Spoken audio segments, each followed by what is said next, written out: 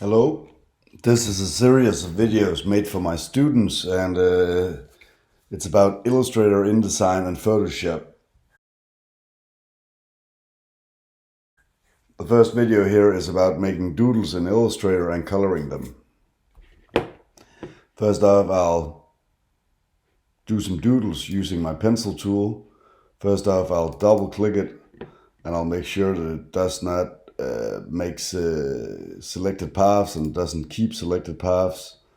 And I think that's fine, because that way I'll make sure that I can actually just keep drawing on top of each other. If you had this make selections, keep selected and edit selected paths, for example, you'll keep on drawing on each other and delete whatever you just drew.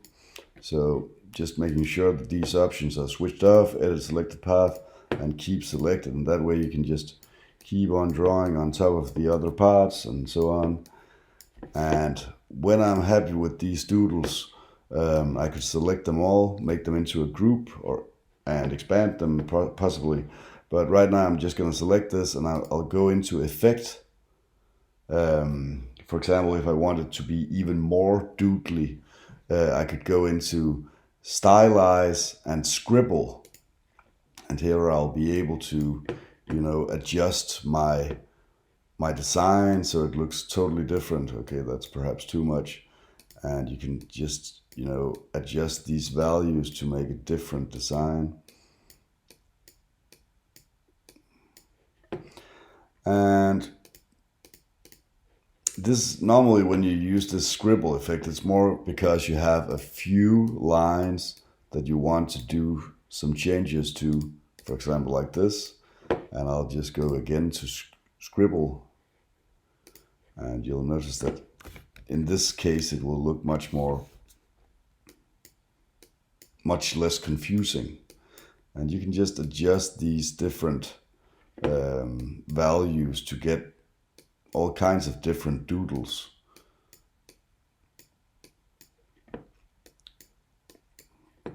But perhaps the scribble you made already, perhaps the doodle you made already was cool. So in order to color this, the next stage of this is to color it. In order to do that, you would need to just select it all and then go to Live Paint Bucket. Just choose the Live Paint Bucket and simply just click it once, and perhaps expand it. And then now you're able to color it with different colors using this Live Paint Bucket. So I'll just zoom in to my artwork, and here I'll just start coloring it using my paint bucket. And you can just, there's really no limitations to which colors you can apply. When you're done coloring this, let's say this is all I'm doing, I'll click expand. So that way it becomes normal vector graphics instead of being a live paint selection. So that's how you could color your doodles inside of Illustrator.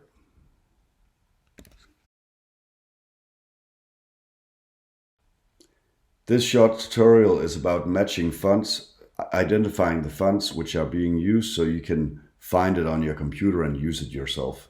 So I'll just use the rectangle and my key tool inside of Photoshop, select any part of text inside a picture. This is a screenshot, so it's a picture. So I'll just select any part of text and I'll go to type and then click match font.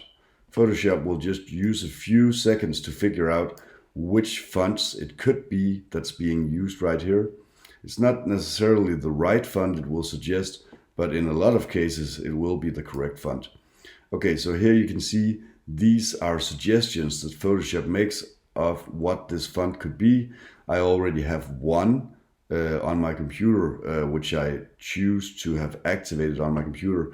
But there's if you figure out this one is more closely related to the suggestion to this font, you can just click on it to activate it, and you'll notice that it will say up here in your fonts that it's using Sukhumvit set. I'll just click OK to do this, and I'll click on my type tool, and you'll notice that it's set to use Sukhumvit set. So whatever you choose in that menu, it will use that font as the font that you type with using the type tool. Okay, so if you feel that there's not enough suggestions from Photoshop, you can always just crop a small part of your picture. Let's say this text again right here. I'm just going to select some other part of the text. For example, this right here. I'm going to crop that and I'll save this as a picture. Save as a PNG or a JPEG. I'm just going to save mine as a JPEG because it takes less space, and I'm going to call it text. It's on my desktop now, and I'll just go to the home page called My Fonts, What the Font, myfont.com/What the Font, and here I'll just upload an image, the one I just saved on my desktop, and we'll just put it in here. And yes, please identify this font, and I'll just drag this so it matches the area where the text is in. Please identify this font. And What the Font will suggest a range of different fonts that this could actually be. So there's also options online instead of using Photoshop, and you may get some other results here. This is also font suggestions that is not inside of the Adobe activated fonts, but actually some that you can also buy. You can actually also find free fonts on this page. So this video is about imitating symbols inside of Illustrator. First of all, you need to realize what are the characteristics of these symbols, and figure out, for example, what stroke width are they using, how much white space is there in general between one object and another, are there geometric shapes that are being used again and again, is it in general using straight lines, and how are the curves used, and so on, are there dots next to the lines, and so on. So it's actually a matter of just identifying, by having several pictures from this company, what kind of style that they're using. For example, by looking at this picture right here, this one right here, and this third one right here, I get a good impression of how the design looks when designed by this company. So first off, I would actually start sketching to make sketches that look like this in order to make like a fourth icon. This, on the other hand, is very distracting and looks like something that is not related to the other parts. So it's a good idea when trying to create new symbols that you take these alternative versions which might confuse you and just remove them while trying to design new icons, because it's going to be distracting if there are some that stand out too much, because that will not help you at all to try discovering how the look should be for your new icons. There's a chance that some of these, this style might already be located in a symbol library inside of Illustrator. So you might also be able to find something similar like that inside of the Symbols panel by going to the Burger menu, opening Symbol Library, and simply just checking out these different libraries to see if there's some icons that seem similar to these ones. And of course, I suggest not to use specifically these icons if it's a company, because these are standard icons, standard symbols used by too many people in this world. So of course the designer, him or herself, should create their own symbols so it becomes unique for that company. But it's possible, to just check out a range of different symbols that's being used already inside of Illustrator and that Illustrator can suggest for you. So perhaps this might be a style that is similar to the one that you're searching for. So you can just check out what icons that's already, or pictogram that's already located inside of the program. You can also check inside of your cloud by just clicking on the cloud and then clicking stock over here on stock, and simply just write symbols Illustrator. And then perhaps by searching, it will find some different suggestions. When it finds these different suggestions, you can simply just choose to view on Adobe Stock, and it will open up Adobe Stock where you can actually find a whole range of different symbols. For example, here we got some different symbols which could be similar to the ones that we're trying to create. And you could actually also buy these packages of symbols. So if I click on this one and just click to view it, you'll notice that perhaps this is similar to something that I'm searching for. Well, you could actually buy it if you want, but you could also just download this for inspiration. So you could simply just view it. You could open it in app. Okay, so you need to buy this one, but there are other stocks that you don't need to buy. For example, this one right here. You could download a preview of this. Okay, I'll just try this one. Download preview, and you'll notice that it's being downloaded to your computer, and when you go check your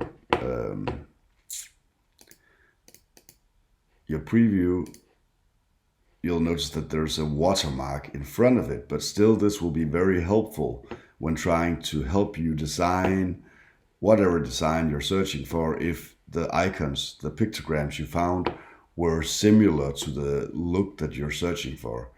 But like I said before, the best way of doing this, it might be to compare different icons or pictograms from the company and then trying to make sketches that are similar to that look, and then afterwards designing it in Illustrator, using of course the same traits, the same attributes that are being used in the current design already. Yeah.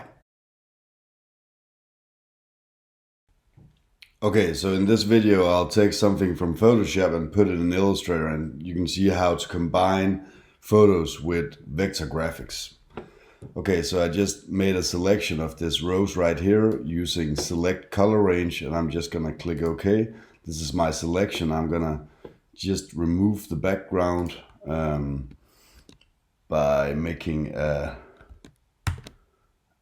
select inverse, and I'm gonna be happy with this. I'm not gonna worry about, you know, all the different things you can do in modify, but you could also contract it, you know, feather and whatever. You could make even a better selection. So this is not about making good selections and great extractions. This is about making something ready for Illustrator and then using it in Illustrator. So, okay, so let's pretend that I want in Illustrator this artwork, right, this rose right here. I want there to be some kind of, let me see, whoop. I want there to be a vector stroke that goes behind the rose right here, but then I want it to go in front of the other parts right here. So the bottom will be vector in front, but the top will be vector behind. Okay, so that's just to get a rough idea of what I'm gonna do. So what I'm actually gonna do is I'm gonna cut this in two layers. This part right here is gonna be on one layer, and the other part down here is gonna be on another layer.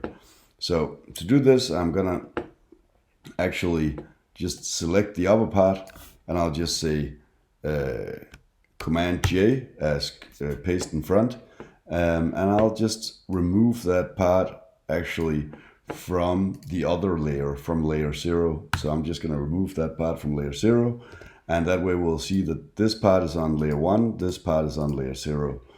Okay, so now I'm ready to export this. So I'm just gonna save it as a Photoshop file. This will be named Rose 2 layers, and I'll just click save. Okay, so the next part I'm gonna do is go to Illustrator. So in here in Illustrator, I'm just gonna place a file, place my Photoshop file. So that's going to be file place, and I'll find this rose right here, and it's probably located in my downloads. Yes, it is. And first of all, I'll just click show import options, and I'll be sure that it's not a link, it's actually an embedded file.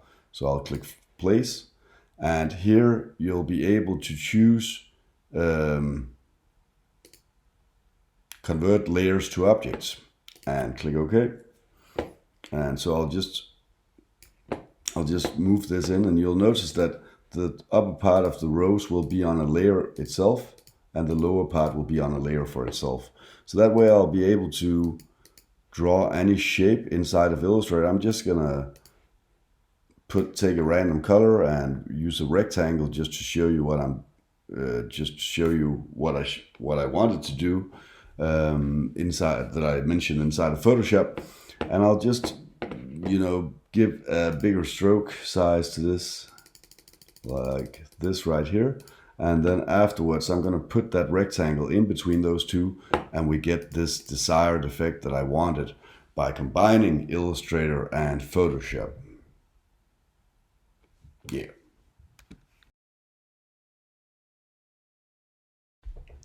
Okay, so this video is about making shades or shadows inside of Illustrator. There are several ways to do so, I'm just going to show a few examples.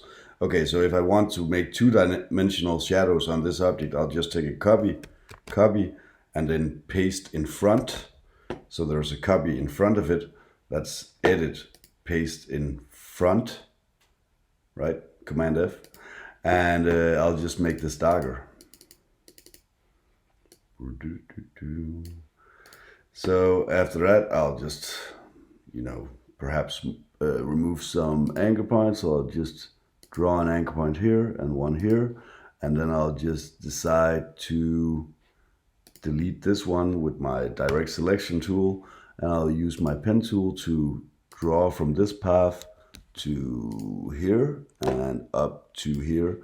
And then I can just realign these using my different options inside of Align.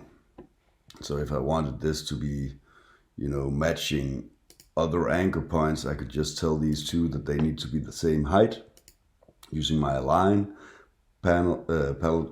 And if I wanted these two to be the same height, I could just put them to be the same height using the vertical Align top. So that way I know this one is located the same place as the other one. And if I wanted these two to be aligned as well, I could just click them to be aligned to align left. That way they are fitting and aligned to each other. Okay, so that's one way of creating shadows.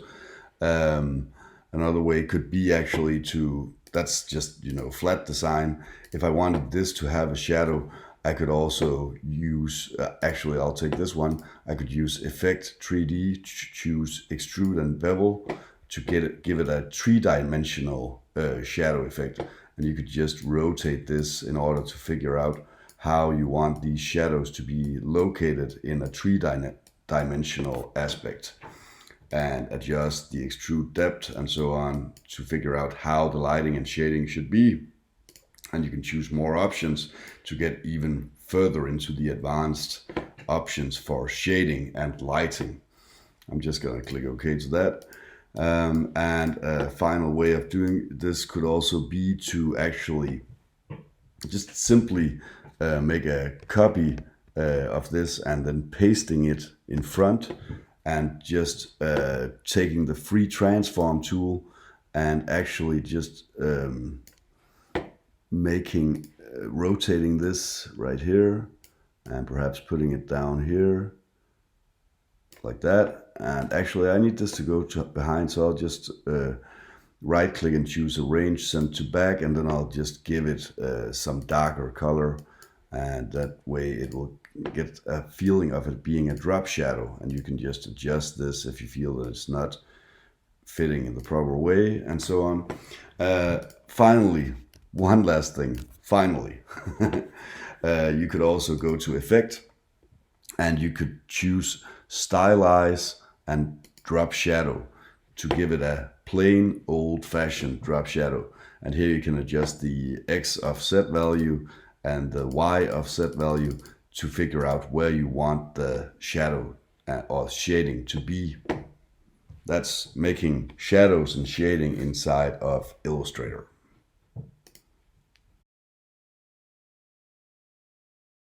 Shades and shadows inside of Photoshop. I'm going to give you a few samples of how you can do this.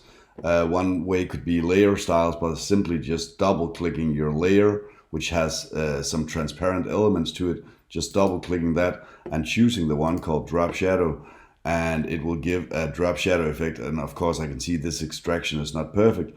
You could go to drop shadow and just adjust the distance, the spread, and the size to get whatever shading you need for this rose right here.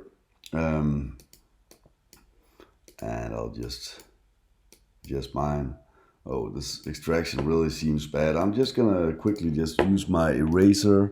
Actually, let's just put the drop shadow on there, and I'll just erase, because this is giving me a clue that something is outside of this area that's not supposed to be there. And I'll just erase this as well. There are some pixels apparently that should have been extracted, which weren't extracted. And I'll just go to my effects again and just adjust whatever shadow I have appearing on my rose. So this is one way of getting a drop shadow using the layer styles. Okay, so there's another way to do this. I'm just gonna make a copy of this rose, and I'm gonna hide the one beneath, and I'm just gonna right click my FX and just clear the layer style on this one. So another way to do this could actually be just to make a new layer, put it below the other layer, and I'll just, instead using a regular brush, I'm just gonna put some kind of color here, and I'm actually gonna put my hardness down a lot and just put up my size, and I'll just start drawing, shadow. And this might be too dark, so I'm just gonna pull down my flow to perhaps 4%. Is this? Yes, like that. And then I can actually just softly start painting shadows in the background. So I could actually just make my own drop shadow by actually just painting with a brush.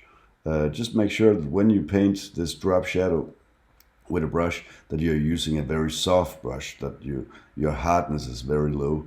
And this is very easily, you'll get a very realistic shadow.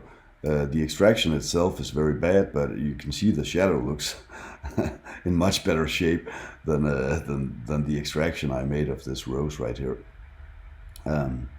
So yeah. Another way of doing shadows could instead be that it could actually be the object's own shadow. So I'll just make another copy of, I'll actually just hide this drop shadow. You could use the burn tool itself to darken up areas. So if I wanted to darken up some areas, I'm actually just gonna switch on this shadow again. If I wanted to darken up some areas, I could just use the burn tool, and I'll just go inside of the object and set an exposure of perhaps 10% or less, and set the hardness very low, and then just simply start painting in these areas. Often when you use the burn tool, you won't really realize that anything is happening until you compare it to the original. So if I now go back and just simply go to my history panel and just click one back, you'll notice that there's a huge difference. It's much darker in that region. So you can also make shadows by just using the burn tool. Likewise, you can also make lighting by using the dodge tool. I'll just set the exposure again to around 10% or lower, and I could just start making some areas brighter than others. And this is a great way to just add some drama, some better lighting to your pictures by just adjusting the shadows and the lighting in different regions of this picture. If the areas are really bright, you should instead switch to use highlights to make them even brighter.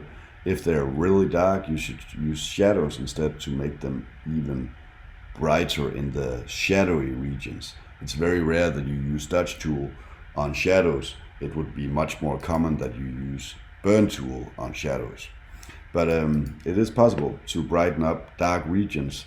You can see if I choose shadows and then go to this region, I can actually start brightening up those darker regions. This is perhaps a better example up here where it's really dark, and you can see if I just do this a lot of times, it will have affected the picture. So it's brightened up in those regions. But again, to check the changes, it's often a great idea to use history, because often you will only see that it has been affected the picture by going back further in your history.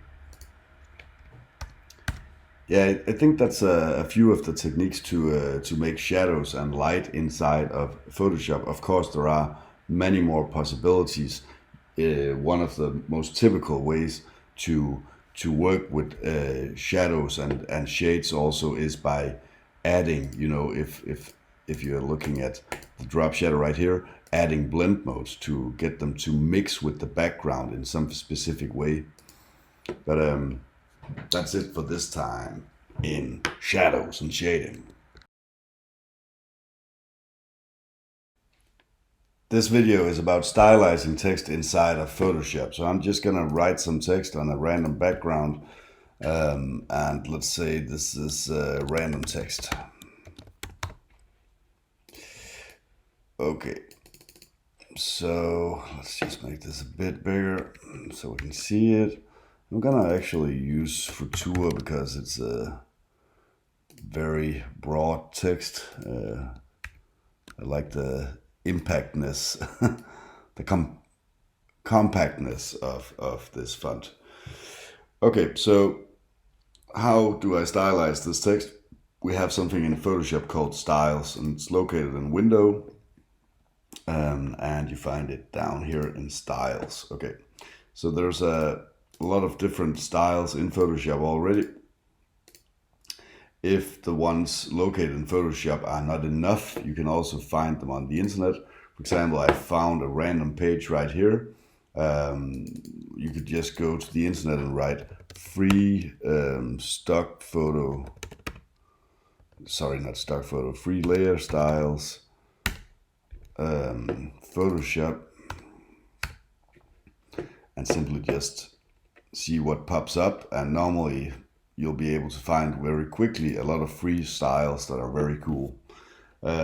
So you can just download them. On some pages you need to subscribe first, but really when you do so, you can just get these for free, and you can get a lot of different effects.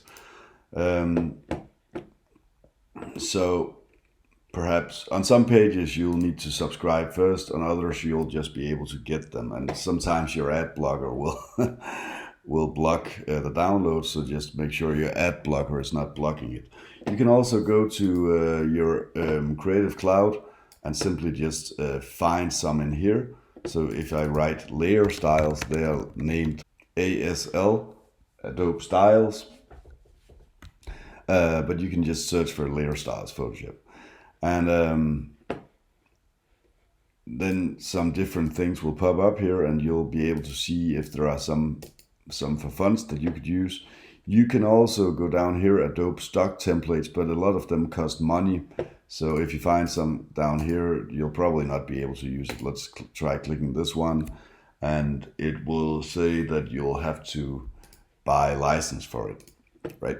So if you don't have money to buy licenses for anything you find, just search for some of the free ones.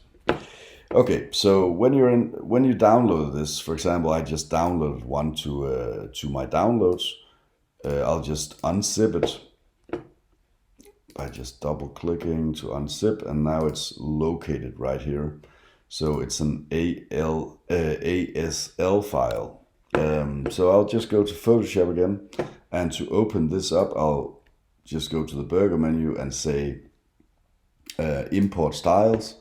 Go to my downloads folder and find this folder I just downloaded, and just open up that ASL file. That's Adobe Styles file. Okay, so when I click this, you'll see that my text is now gets this chrome effect, and perhaps that's what I wanted, perhaps it's not what I wanted, but I'm thinking this looks pretty nice. There are so many different styles you can find. and it's just a matter of finding the choice which matches your demands. So you can also try some of the different ones that's inside of Photoshop, just to check if there's something you like. And you can actually also make your own styles. This style right here consists of a lot of different effects. So let's say I didn't include all of these effects. I'm just going to remove this layer style right here by right-clicking and choosing clear layer style, so it just becomes regular text again. So this style just consisted of a lot of different things inside of layer styles. So you can always go inside of layer styles by just double-clicking on the right of your layer. You can do this to both text, but you can also do it to images inside of Photoshop. Of course, on images, the best effect is if it's something that has transparency, so it can go around the edges of this object to create whatever effect it is. And you see, you can just, I'm just going to turn on a lot of these different effects, and you'll notice that a lot of stuff is suddenly happening to your image.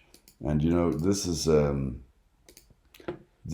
by doing all of these, adding all of these different effects and different colors and different textures and whatnot, you're actually creating your own style. And you can always, if you want to, you can always just add this as a new style. You can just click here and click new style and just name it my own style, right?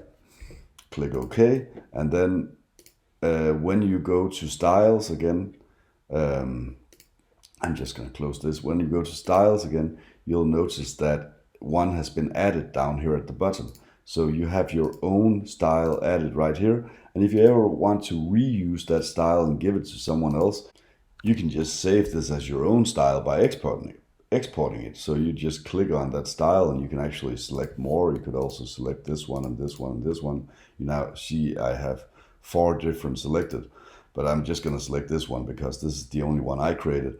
And I'll just go to the burger menu and then choose to export selected styles. This will be grayed out if you don't have anything selected. So you need to, of course, select whatever style it is that you want to export. And then you can export it as an ASL file, name it whatever, and you could send it to a friend, and that friend could use it as well. That company could use it as well. So others can use the stylized text that you're using. Yeah, that's it for stylizing text and using layer styles.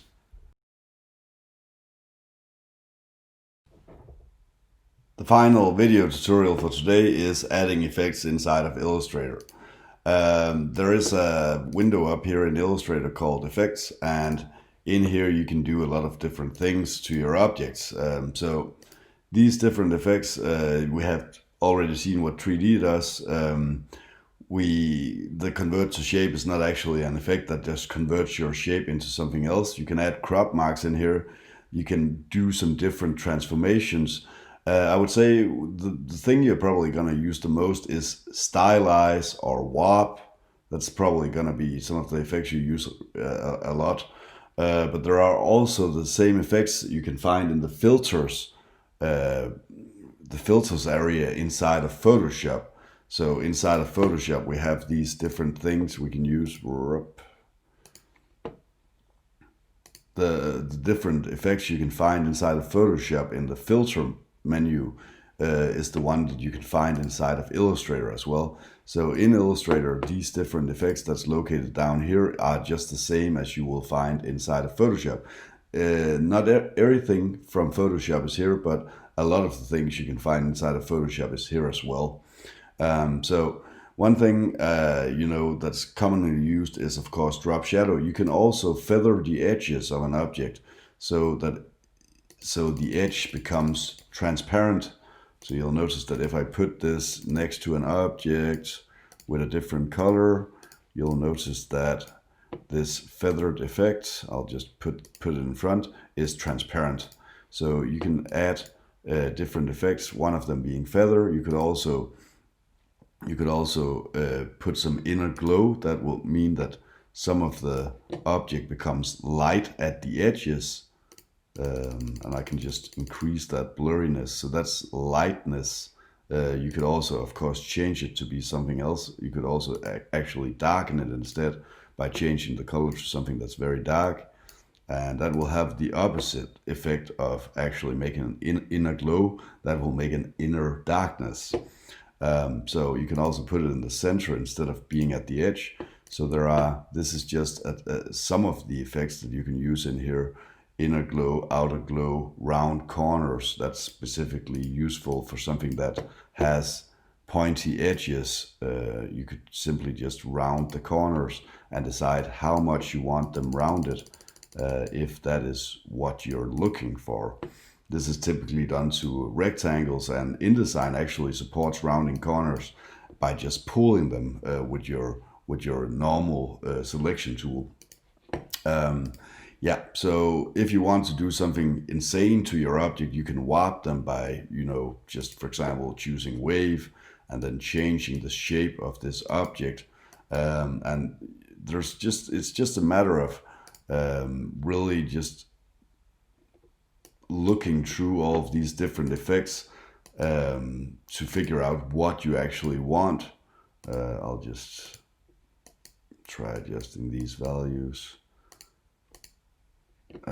Sometimes you might need to just click on and off to the preview, because it's not always that Illustrator is updating as it's supposed to, and you'll be able to see what this effect actually does to your object. So yeah, that's where you find the different effects inside of Illustrator. One thing I would like to point out, I'm not actually gonna go in depth with all the different effects that are in here. You could ask Peter about that, or you could find links and tutorials about that in LinkedIn Learning. But whenever you discover whatever design you want for this shape, and figure this is what I want, perhaps you would actually want to modify that as if it was actually that shape. But right now you see that it's actually being when you're looking at it, it shows that it's still an octagon. So how can you make Illustrator see this as this vector shape that you're actually looking at? This has an odd shape.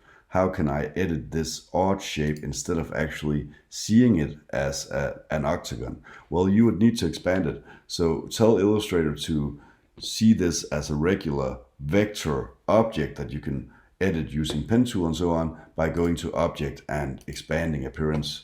By expanding appearance, then it will convert to anchor points, so you can actually edit these anchor points as you would with any normal vector object. Notice though that some effects use raster. For example, blur, drop shadow and so on cannot be converted into vector. So it's actually trying to make an impression of vectors inside of Illustrator, but it is really raster. So if I zoom in, you'll notice that it's trying to show it as vector, but when it converts, it will become pixels. So if I choose for this to be object and expand appearance, it will still just look like a regular rectangle. So there's not going to be any change to the appearance at all when I choose for it to expand. So it depends on which type of which type of effect you're applying, if you can edit it as a regular vector object, because this cannot be edited as a regular vector object, the blurriness, because that's actually a pixel effect. But that's just a bit about effects inside of Illustrator. Like I said before, if you apply an effect, let's say a fisheye effect, and you want it to become regular editable vector graphics, you should, after having applied the transformation, you should go to Object, Expand Appearance. So it's Illustrator is interpreting this as a regular vector object. That's it for today. Thank you so much for listening. I hope you got some new knowledge out of these videos and something you can actually apply inside of the design programs for your own design or some future design. Have a nice day.